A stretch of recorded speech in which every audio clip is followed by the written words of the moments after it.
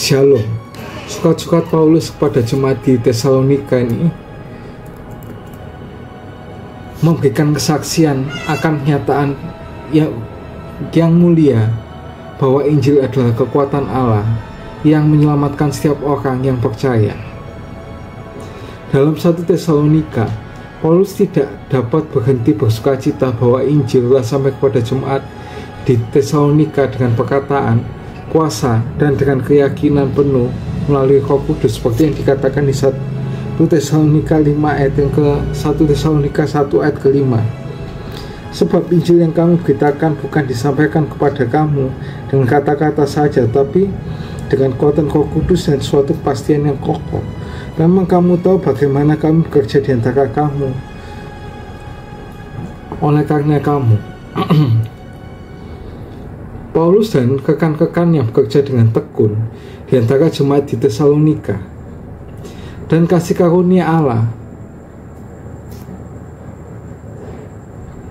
mereka dapat memuliakan Allah ketika mereka menyaksikan kesetiaan yang teguh dari tubuh Kristus di Tesalonika. Jemaat di Tesalonika adalah jemaat yang sungguh-sungguh saling mengasihi, karena ketika mereka mengikuti teladan Kristus dan para rasulnya, dan juga mereka hidup setiap hari dalam terang janji kedatangan kembali Tuhan Yesus Kristus. Sementara jemaat di Tesalonika menanti,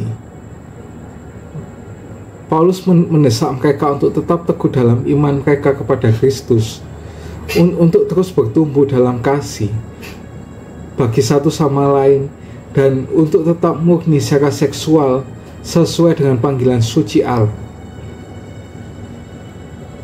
Paulus menjelaskan kehidupan seperti itu harus didasarkan pada penerapan Injil itu sendiri dalam hati setiap harinya. Dengan cara ini, jemaat di Tesalonika akan terus menunjukkan iman mereka yang sejati kepada Yesus Kristus yang telah bangkit dan akan datang kembali. Hidup dengan penuh rasa syukur, penuh doa, dan penuh harap.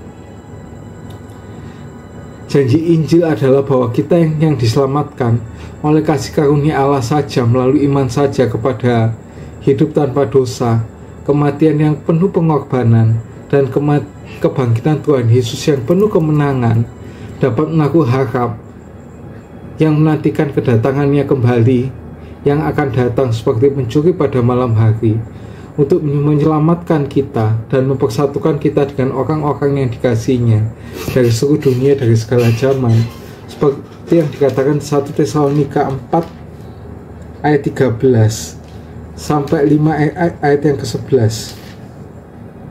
Selanjutnya, kami tidak mau saudara-saudara bahwa kamu tidak mengetahui mereka yang meninggal, supaya kamu jangan berduka cita seperti orang lain yang tidak mempunyai pengharapan.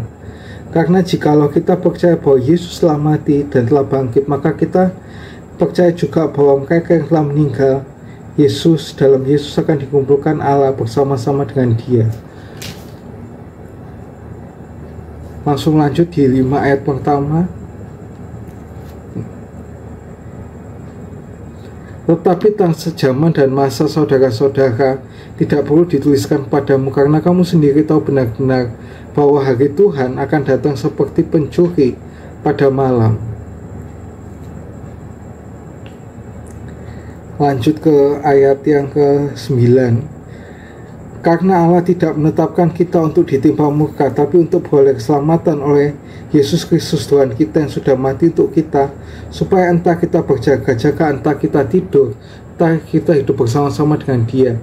Karena itu nasihatilah seorang kan yang lain, dan saling membangunlah kamu, seperti yang memang kamu lakukan. Ayat yang lain dibaca sendiri. Sekarang lanjut langsung ke yang kedua ya, karena sama-sama sedikit ya.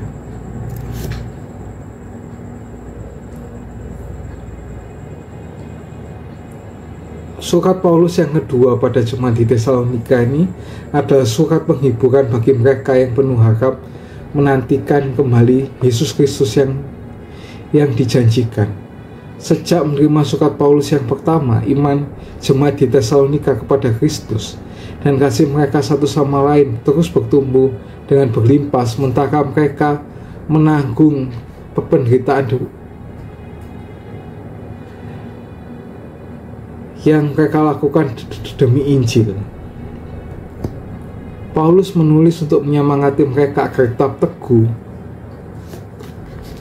dalam komitmen mereka kepada Injil dan doktrin yang telah mereka pelajari dari para rasul.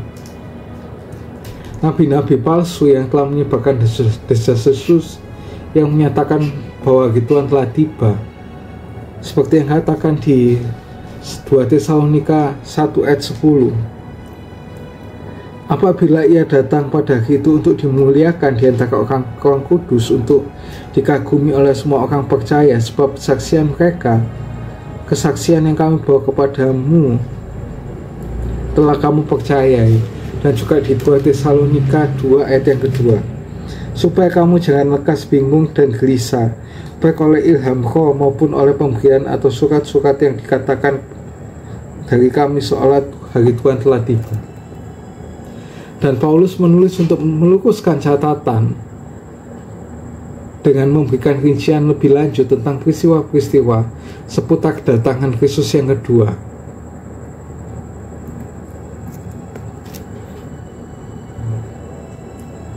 Paulus juga menangani perilaku buruk yang merupakan akibat dari kesalahpahaman jemaat di Tesalonika.